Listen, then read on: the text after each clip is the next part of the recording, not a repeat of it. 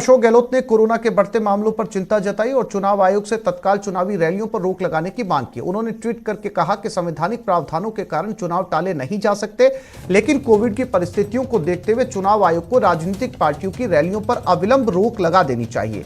रैलियों की जगह प्रचार के दूसरे तरीकों का इस्तेमाल होना चाहिए।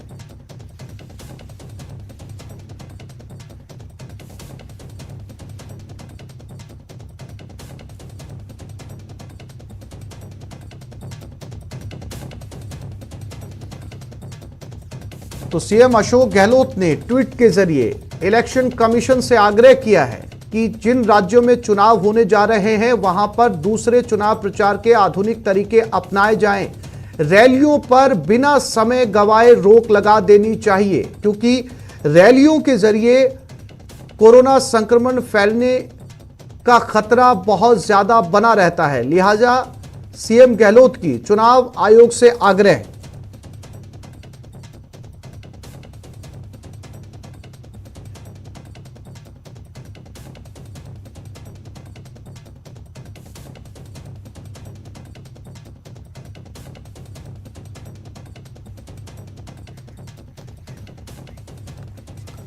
अजमेर में बढ़ते कोरोना संक्रमण से चिंतित पुलिस प्रशासन ने शहर में फ्लैग मार्च निकाला। फ्लैग मार्च में शहर के सभी मुख्य बाजारों सहित भीड़भाड़ वाले इलाकों को कवर किया गया।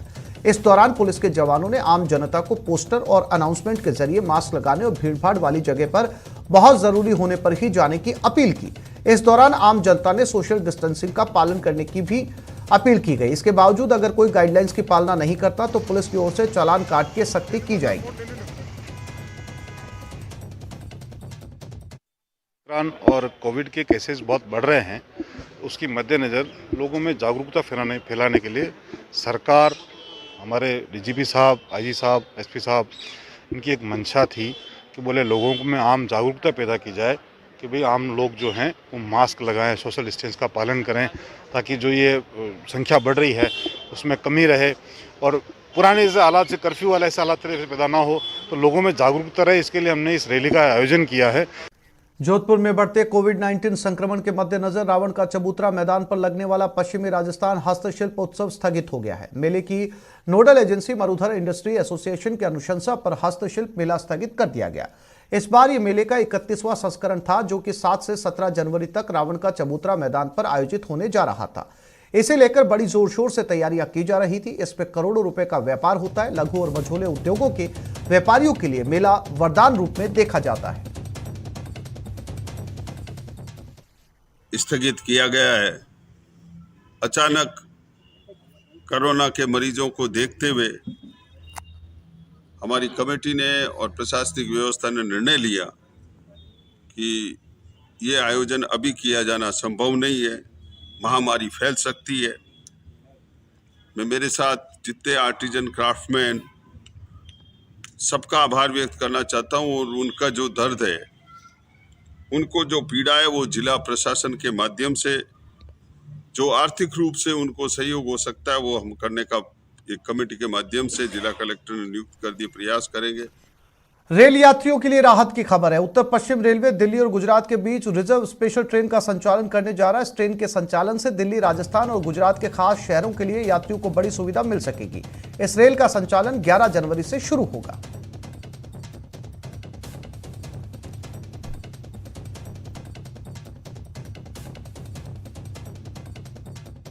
द्वारा यात्री भार और यात्रियों की डिमांड के अनुसार से ओखा दिल्ली सराय ओखा साप्ताहिक ट्रेन की 7 ट्रिप का संचालन किया जा रहा है।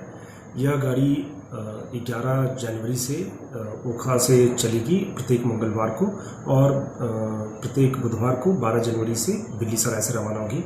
यह गाड़ी रास्ते में राजकोट, बेरमगाम, महसाना, आबू रोड, अजमेर और जयपुर के रास्ते जाएगी। यात्री से अनुरोध है कि कृपया उचित टिकट लेकर सफर करें।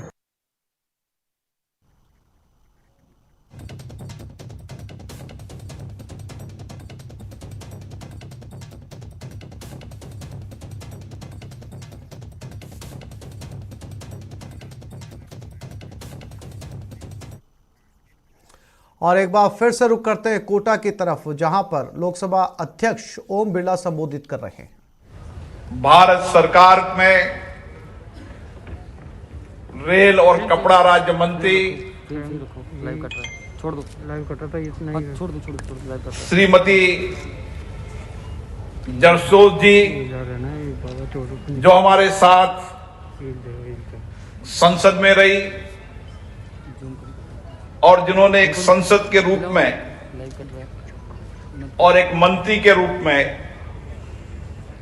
कम समय के अंदर चाहे रेल हो चाहे कपड़ा मंत्रालय हो उसमें सराहनीय काम किया। मैं उनका कोटा की धरती पर स्वागत करता हूं, अभिनंदन करता हूं। आज इस कार्यक्रम में रामगंज मंडी के विधायक मदन दिलावर जी, केसराय पाटन की विधायिका श्रीमती चंद्रकांता मेघवाल, कोटा दक्षिण के विधायक संदीप शर्मा जी और जिनके क्षेत्र में ये सोगरिया का ऐतिहासिक रेलवे स्टेशन आज जनता को समर्पित किया है, श्रीमती कल्पना देवी जी, इस जबलपुर जोन के जीएम गुप्ता जी, डीआरएम पंकज जी, सभी गणमान्य अतिथिगण, अधिकारीगण, भाइयों और बहनों, आज कोटा के लिए बड़ा ऐतिहासिक दिन है जब हम कई दिनों से इंतजार कर रहे थे कि सोगरिया रेलवे स्टेशन जनता के लिए समर्पित हो, यहां पर ट्रेनें रुके, यात्रियों को आवागमन यहां पर हो।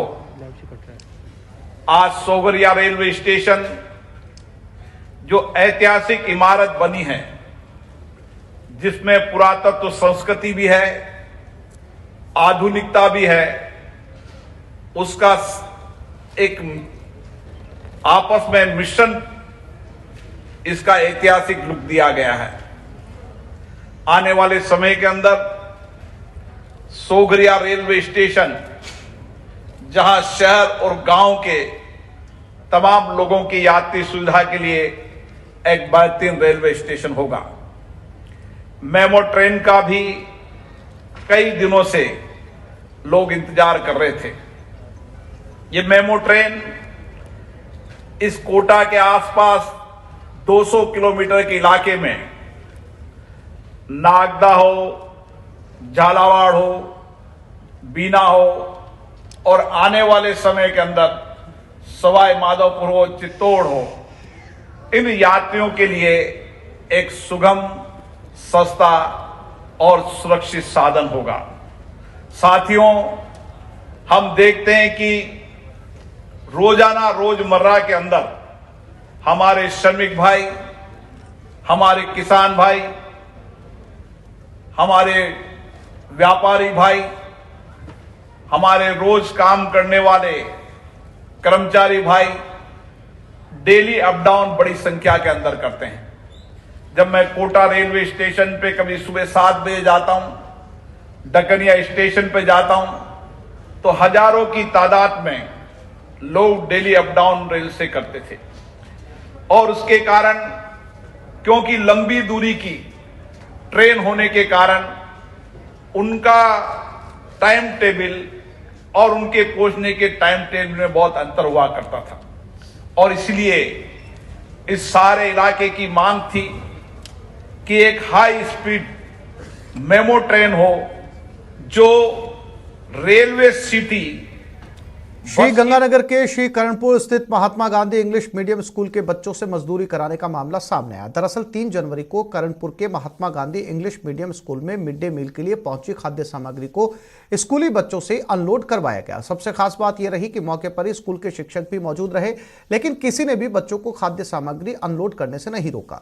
न्यूज 18 राजस्थान संवाददाता ने जब स्कूल प्रबंधन से इस मामले पर प्रतिक्रिया जाननी चाहिए तो वो टाल मटोल करते नजर आए। स्थानीय लोगों ने भी मामले में उचित कार्रवाई की मांग की है। Mahatma Gandhi English medium school Shri Karanpur जिला श्री गंगानगर में बच्चों को मिड डे मील का जो सामान आता है उसके लदान और उसके उतारने का काम बच्चों से लिया गया। ये बड़े दुर्भाग्य की बात है। इस बात को लेकर के महात्मा गांधी इंग्लिश मीडियम स्कूल के संचालकों से बात की गई, प्रिंसिपल से बात की गई, पत्रकार महोदय ने बात की, वो कोई संतोष पत्र इस बात का जवाब नहीं दे। जालौर जिले के चितलवाना में आबकारी विभाग ने देसी शराब बनाने के कारखाने को जब्त किया। मिले जानकारी के मुताबिक आबकारी टीम ने यहां से विभिन्न प्रकार के शराब बनाने के उपकरण भी जब्त किए, लेकिन आरोपी मौके से फरार हो गए। गौरतलब है कि लंबे समय से कारखाना संचालित किया जा रहा था।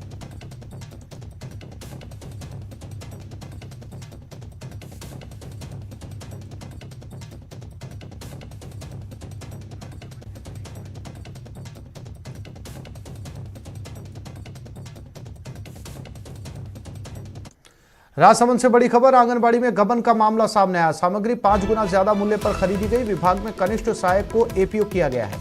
आरोपियों के खिलाफ रिपोर्ट आने के बाद आरोप पत्र भेजा जाएगा। फिलहाल ठेकेदार फर्म का भुगतान रोक दिया गया है।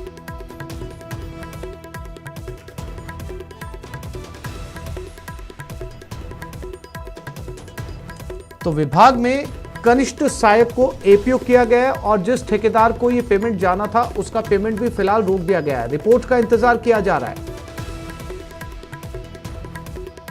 आंगनबाड़ी में गबन का मामला है। बताया जा रहा है कि सामग्री 5 गुना ज्यादा दामों पर खरीदी गई है। और अल्केश संवाददाता हमारे साथ जुड़ गए। अल्केश, क्या था ये पूरा मामला?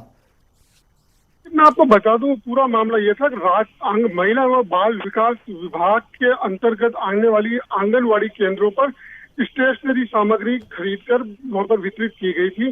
राजसमंद ब्लॉक के 218 आंगनवाड़ी केंद्रों पर यह सामान भेजा गया था, लेकिन जब जांच की गई तो जांच में ये सामने आया कि कई आंगनवाड़ी केंद्र ऐसे थे जहां पर पिछले कुछ सालों से सामान ही नहीं भेजा गया, जबकि कुछ आंगनवाड़ी केंद्रों पर जो सामान भेजा गया था वो बाजार दर से 5 गुना अधिक कीमत पर बिल उठाए गए थे। न्यूज 18 राजस्थान ने इस मुद्दे को प्रमुखता से उठाया था और इस खबर को प्रमुखता से प्रसारित करने के बाद महिला व बाल विकास विभाग के उप निदेशक नंदलाल, उन्होंने जिला कलेक्टर के निर्देश के बाद एक जांच कमेटी का गठन किया था, जिसने ये माना कि जो बाजार दर से जो सामान खरीदा गया था वो 5 गुना अधिक कीमत का सामान था। और इसको जब पूरा विभाग में जब जांच पूरी की गई तो इसमें जो एक विभाग का जो अधिकारी है, कनिष्ठ सहायक था घनश्याम पांड्या, उसको सीधा दोषी मानते हुए उसको एपीओ कर दिया गया है। जबकि सीडीपीओ जो है धर्मिष्ठा, वो अभी फिलहाल मतलब हिंदुस्तान से बाहर है। ऐसे में उसके खिलाफ जांच लंबित रखी गई है। उसके आने के बाद उसकी जांच की जाएगी। वहीं विभाग में जो ठेकेदार फर्म है उसका करीब जो 10 लाख से अधिक का जो भुगतान है उसको रोक दिया गया है और जो 4.5 लाख रुपए का जो भुगतान उसने उठा लिया गया है उसकी भी जांच जारी है। विभाग के जो निदेशक है नंदलाल, उनका ये कहना है कि जो आरोपी हैं इनके खिलाफ अभी भी जांच जारी है और जांच रिपोर्ट आने के बाद उन्हें जयपुर मुख्यालय पर भेजा जाएगा। वहां से जो भी फैसला होगा वो बाद में सभी को वापस बताएंगे। जी अल्केश, जानकारी के लिए आपका धन्यवाद।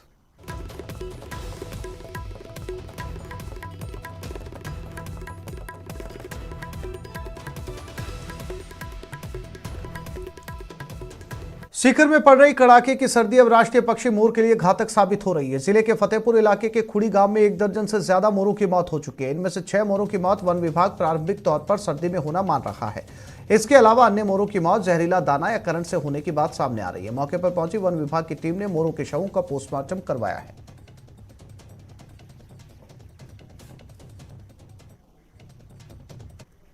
खुड़ी में सूचना मिलने पर मृत मोरों के लिए हम यहाँ पहुंचे हैं, जिसमें हम मौके पे पहुंचे तो हमें नर्म जो मादा हैं वो 6 मौके पे मिली हैं, जिनमें से 4 की मृत्यु हो चुकी है और 2 घायल हैं।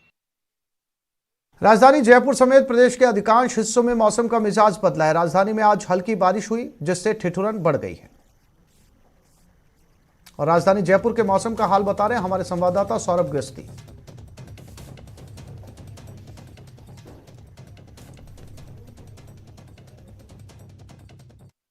विक्षोभ के चलते प्रदेश के अधिकांश हिस्सों में के मौसम में बदलाव हो चुके हैं। राजधानी जयपुर में भी देर रात से हल्की बारिश का दौर देखने को मिल रहा है। आज सुबह से भी हल्की बूंदाबांदी इस वक्त भी लगातार राजधानी में देखने को मिल रही है। हालांकि तापमान में बढ़ोतरी हुई है, लेकिन बारिश और आसमान में बादल छाने के कारण से लोगों को ठंडक का एहसास जो है वो ज़्यादा आ रहा है। मौसम विभाग ने आज प्रदेश के कई हिस्सों में दिन भर हल्की बारिश के आसार जताए हैं, चाहे बात अलवर की हो, झुंझुनू की हो, बीकानेर की हो, अजमेर की हो।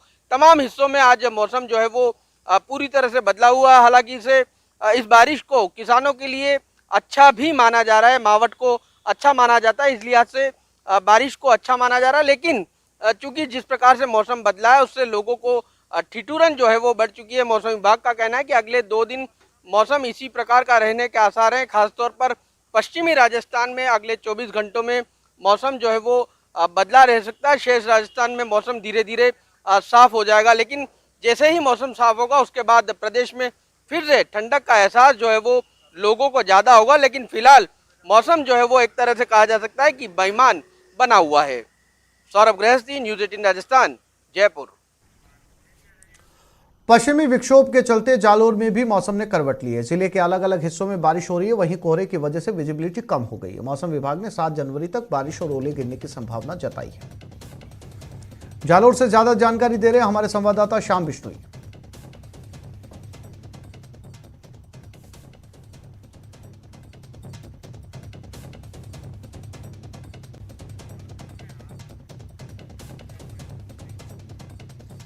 और जोधपुर में आग का तांडव, एम्स में लगी भीषण आग, एसी प्लांट में आग लगी है। मौके पर दमकल की गाड़ियां पहुंची, आग को काबू में करने की कोशिशें जारी हैं।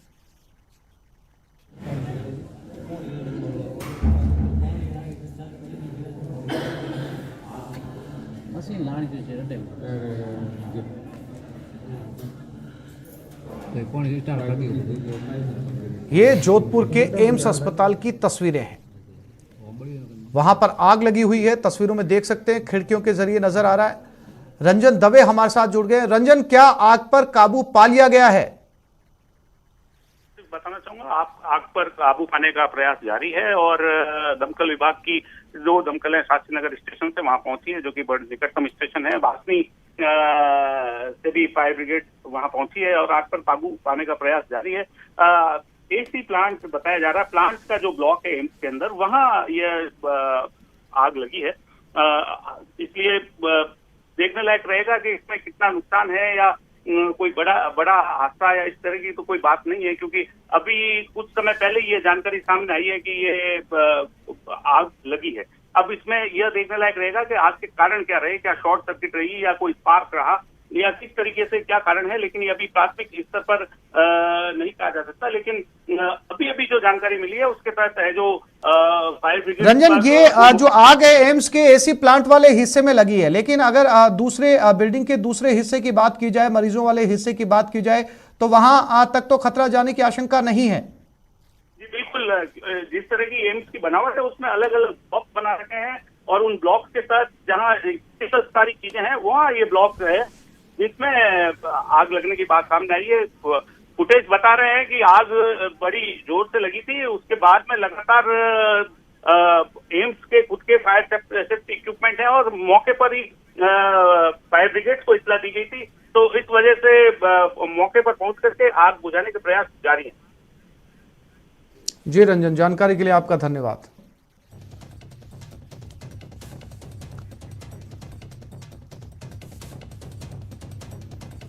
तो एम्स की ये तस्वीरें हैं।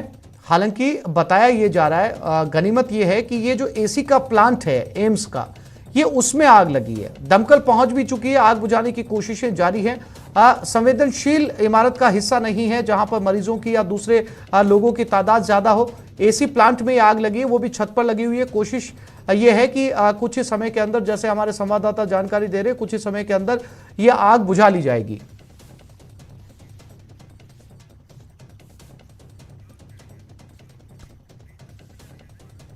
तो इस बुलेटिन में फिलहाल इतना ही। नमस्कार।